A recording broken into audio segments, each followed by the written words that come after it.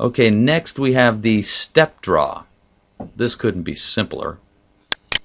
When you're moving this around in step draw, you're gonna hear all the notes. And step draw. I just pressed the left button and I just drew a note. And it's gonna snap. The note's gonna only be as long as what you have it set here.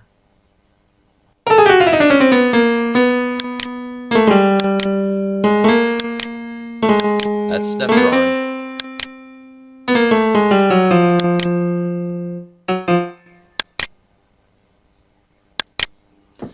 Saw gives you a number of ways of editing and writing in notes. That's step draw. And one thing here, I want to put a note here. Now I just click and it adds the note to the length of the grid setting. Now if I hold the left mouse button down, watch what happens. I can draw the length, the duration. See that?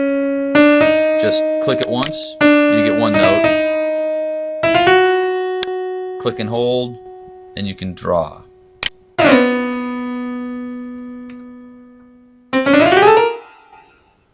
That is step drawing.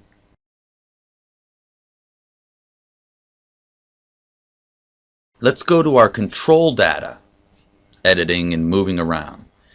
And when you hit the display key here, you'll notice that the notes turn gray, letting you know you're in display mode, which is the data display mode, and the data is represented by these colored bars. Well, let's go down here. Here I have a couple. I have a main volume here, entry. I'm gonna take the grid mode off so I can. And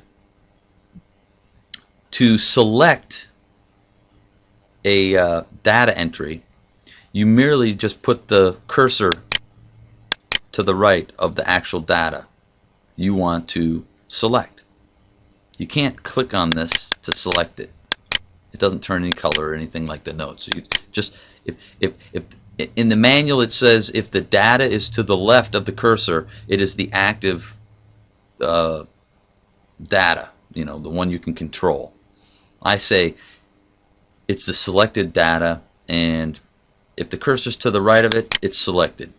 It's that simple. That's one way of selecting, and of course you can do the marked range and select it. Pretty simple. You can select a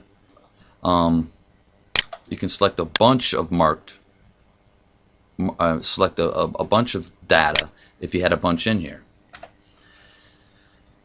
How do you move this data? Well, you select it.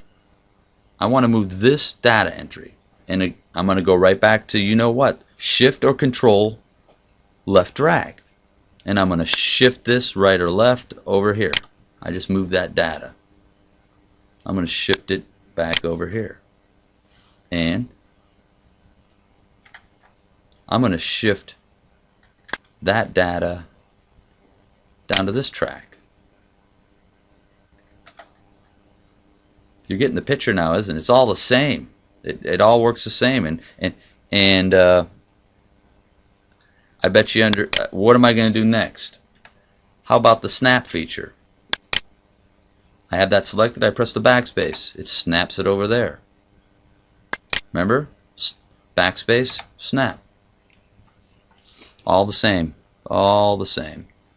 And of course, copying. How do I copy? Well, I can Shift or Control, drag, press the right mouse button while I have the left mouse button held down, and I just copied it.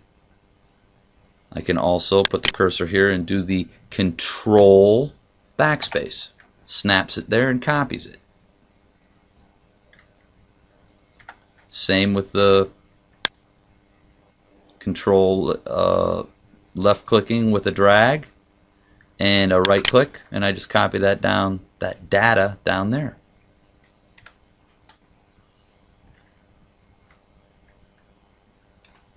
Very, very simple. Once you get the hang of it, you start seeing that. I mean, the control The shift control left drag feature, you can move anything anywhere and copy it with a right click.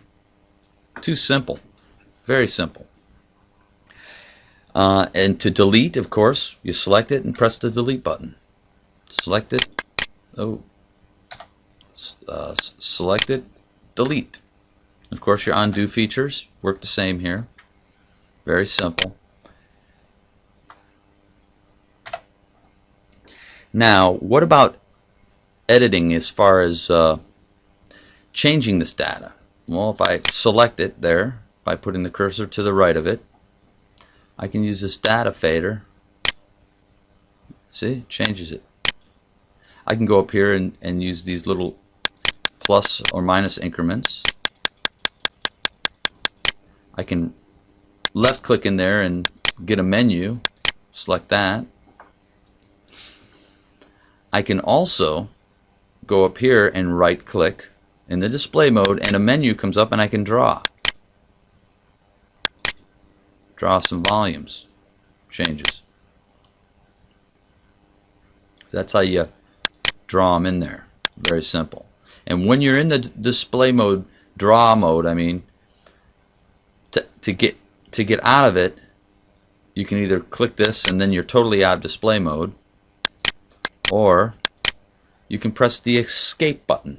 If you press the escape button, you're out of the pencil mode. Pretty simple to understand. Now, let's draw in some other stuff here. How about a pan? A couple pans. And how about a pitch change or bend?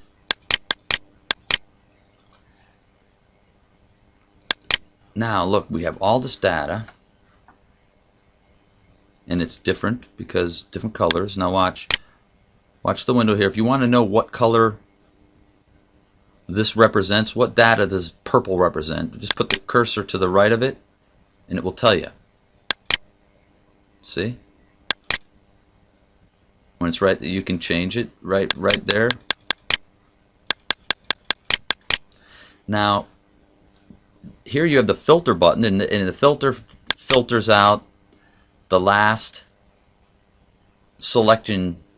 This is showing the last selection I had the last time I had the filter opened and selected one, and it's the pitch bend. Now if I want to see just the pan, I click that and I show just the pans. I mean, this is pretty straightforward and easy to understand. Volume changes right there. And you can change all of them. Now when you do this, I marked them, and if I bring them all down, it makes them all the same value. See that? Control. We're getting you familiar with the Midi workstation, and I think that about does it. Very, very easy to move around and edit your Midi data inside the Midi workstation. Very, very simple. We went over a bunch of stuff, and you know, now that you have a good grasp of it, and you know some of the terminology and stuff, you know, you can dig a little into the manual, and there might be some stuff I didn't cover, but this should get you up and running fast in the Midi workstation so that you can edit your material.